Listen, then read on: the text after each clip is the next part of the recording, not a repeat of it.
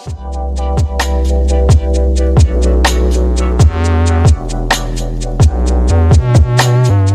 guys, I know it's been a long time. Matt, the fish tank, and today I wanted to give you guys an update on my swirl filter that I built for my aquaponics system in my backyard.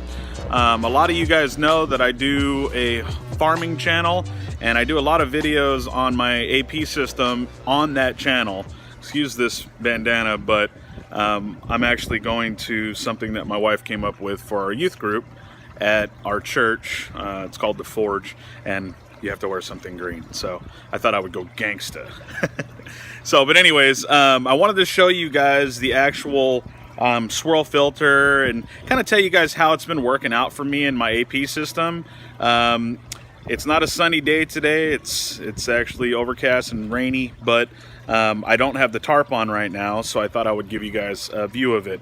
I am going to do updates on this pretty soon, I'm hoping, because I'm going to buy a 3D printer and I'm going to start printing parts that I actually need, not only for this channel, but also for my science channel, because I want to start working more on my fish tank channel and my science channel. I got a lot of ideas that I want to print off prototypes for and see how they work, and I want to take you guys with me. So without further ado, let's go ahead and let's have a look at this swirl filter, and I'll tell you basically how it's been working out for me. All right, so that is my fish tank, and that is actually, there's an SLO in there, which is a slow or whatever. It basically sucks all the solids off the bottom of that from the fish, comes down here and into the swirl filter. Someone actually pointed out to me that on one of my last videos, the water was not swirling the proper direction, and they were right. So I redirected things to where it is now swirling the proper way. Don't know exactly what that might have done other than the flow is right.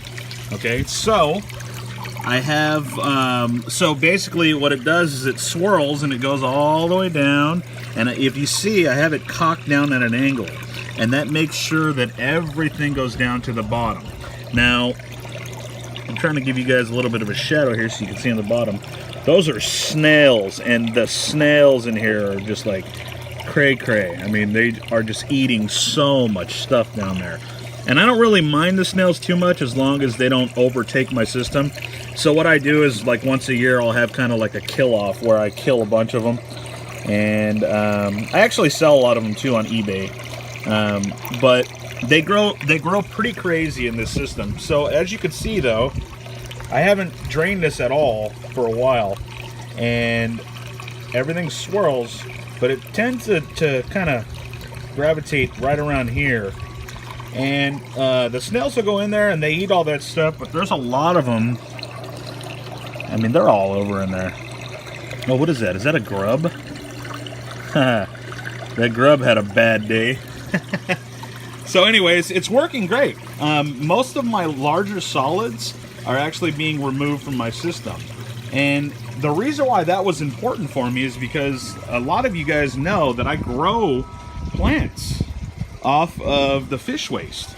Okay, and the reason why it's important for me is because, see this line right here, this skinny line? I have that going to my Dutch buckets here. And see, the water goes down these things here, these tubes, and you could see how if you're not removing the solids, that could really cause a problem. So so with me removing most of the solids here, let me turn this up so you guys can really see these things cranking. Okay, so by removing the solids, see that nutrient rich water, it really gets into these Dutch buckets. During the summer, they clog a lot more because there's algae growth and stuff like that. But with the tarp covering, you know, my barrel here, and all of this actually, I usually have a tarp right here that covers everything.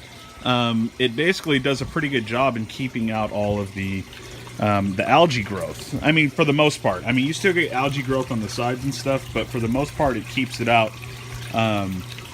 So out of the water column, because you don't want water, green water.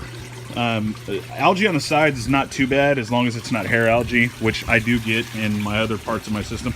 So I'm going to show you one of the main reasons obviously is to remove solids from these smaller tubes, but then also I have an area that I grow aquatic plants, and I'll show you that right now. And that's one of the reasons why I got this solids, you know, to remove all the solids with this barrel. So let's go and have a look at that. Walking around the yard.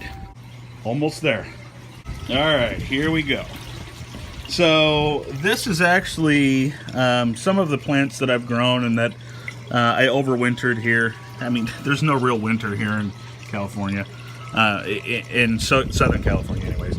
But this is mosquito fern, and I sell a lot of this actually. So I have a small amount that I'm growing right now, but it's really starting to take off because the water temperatures are starting to grow or go up. But as you can see, there's some solids on the bottom of this, but I mean, it's not. Let's see if I can get a better picture here. It's not crazy. I'm trying to get away from the glare here. Let's see. Yeah, come on. Anyways, so as you can see, it's not too bad. Okay, but I want to keep a lot of the solids out of my pipe work, like all my inlets, because all this stuff, all of it, goes to the sump tank. Okay, and there's really nothing in the sump tank because that barrel. Okay, the pump is in here. I have one pump running all of this. Okay, so basically it goes around the swirl filter, comes out, goes here. Okay, and then I have this. I think this is a 100 micron. I'm not sure the sock, but as you can see, it's not. And then I have a bunch of filter pads in here. It's not really what I want it to be. That's another thing I'm going to do is I'm going to actually start printing. I want to come up with something to where I can split up the water a little more so I can add more of these socks. And so I'm going to be printing something to where I can drop the socks down in. Sorry about that, someone called me. So I want to print something to where I can just drop the socks down into and then pull them all out like once a month or so and rinse them all out. So anyways, that's an update for the swirl filter. Hopefully you guys like this video. Please subscribe to get more updates from this channel. And, you know, I'm going to have a lot more stuff coming up on this channel. I'm going to start doing actual fish tank stuff. So if you guys like this video, give it a thumbs up. Hit that bell icon so you make sure you get all my video updates. And yeah, I'm looking forward to showing you guys. If you guys want to see more of this, hit this card right here and, you know, vote on it. If you want to see more of my AP system on this channel, let me know. If you want to see more fish tank stuff, obviously let me know as well. Comments, questions, suggestions. I love your guys' suggestions. So anyway, God bless you guys, and like always, peace.